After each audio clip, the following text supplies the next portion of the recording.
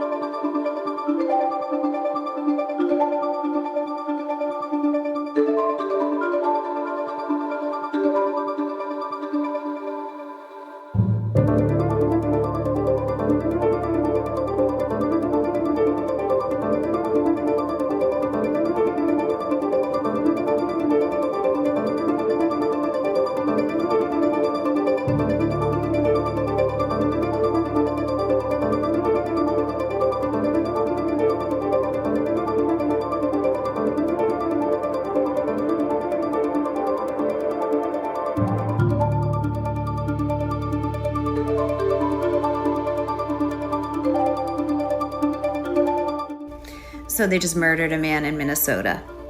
They murdered a man in Minnesota, and you motherfuckers are coming after me because I use bad language. You, I'm on the right side of this. You.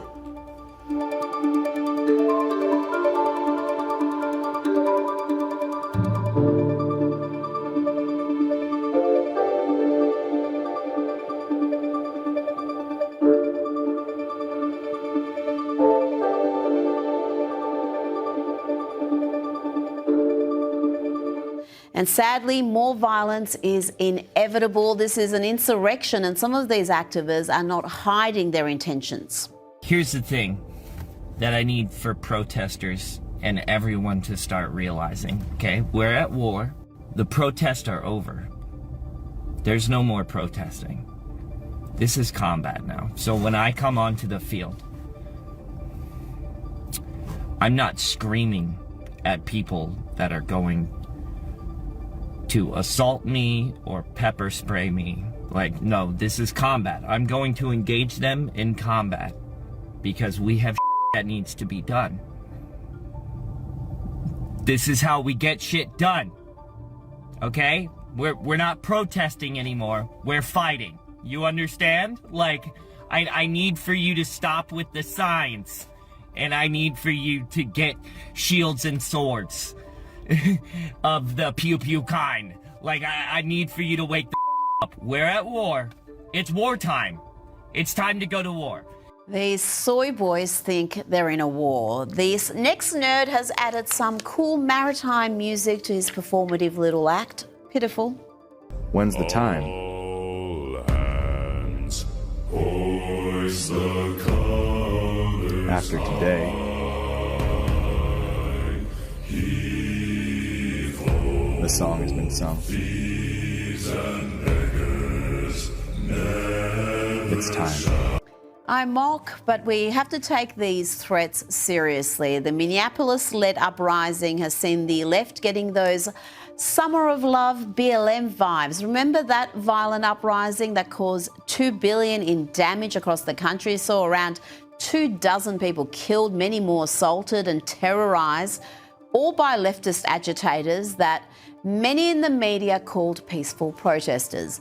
And Antifa has been activated, including this dude. My name is Kyle, I'm Antifa, and there's so much rage in me that I've had to record this like 15 times trying to get the message out. Okay? Show up, ready to go. Okay? Not talking about peaceful protests anymore. We're not talking about having polite conversations anymore. Oh, we're not even going to pretend to be peaceful, Kyle. Surely you're not advocating for your Antifa buddies to come armed with guns? Welcome to America 2026, where Second Amendment is the only thing that's gonna keep you protected from literal Nazi gunmen that are killing innocent people in the street with impunity. This is not a joke. There's nothing fun to chant about it. Get your guns and stop these people. Oh dear, that's the sort of talk that could see Kyle end up in Gitmo or somewhere similar. I prefer these Antifa agitators when they're pursuing their other passions. Kyle loves a dress up. I do this all year, all the time.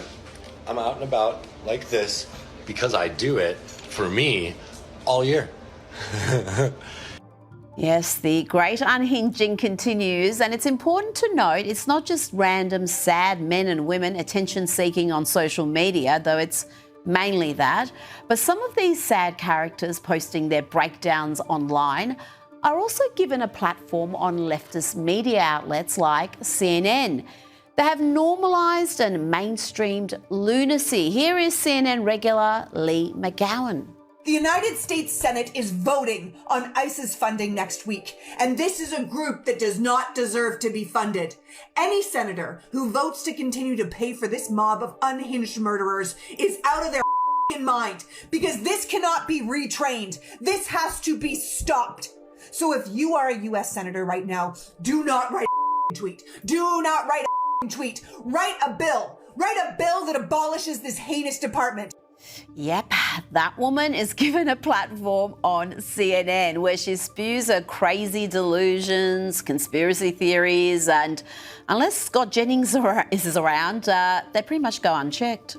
ICE agents have been known to kill people because people are disappearing in custody, because we're missing 1,200 people in Alligator Alcatraz. This is the political vigilantism. This is not political vigilantism. You're encouraging people to interfere with federal law enforcement. I am not encouraging people. I'm saying that we need to get it on tape because the DHS is lying, because ICE is lying, and because people are getting hurt and they're disappearing. And good news, earlier today, the Timu Rachel Maddow was back in her kitchen posting more crazy rants for her followers, who you know are going to be your quintessential awfuls, the affluent white female leftists, often with serious mental health issues. Here, Lee encourages these troubled souls to be even more hateful, more insular, more miserable, by ostracising any family members, friends, even clients that support President Trump. The time has come to ostracize them. It's time to shun these people, to make MAGA pariahs in our society. Do not welcome them into your home. Do not have them in your restaurant. Ask people what their political persuasion is as they enter your store or your office. Don't make small talk with them at work. Fire clients, silence text chains. There should be no room or time or place in a civilized society for psychopaths and their enablers. These people are traitors to our country, to our Constitution, to our rule of law, and they should be treated as such. I know this is hard. I know it's sad. I know a lot of people are going to say, I can't believe you're going to let politics come between us. But we have to remind ourselves this isn't about politics. It's about morality and civility and reality. Morality, civility, and reality. Honey, you have no grasp of those words. You exist in a parallel universe where your truth trumps the truth, you know, the real truth, the facts. These people have just become so used to rationalising and justifying the most horrendous behaviour, they can't talk about civility. The left abandoned civility decades ago.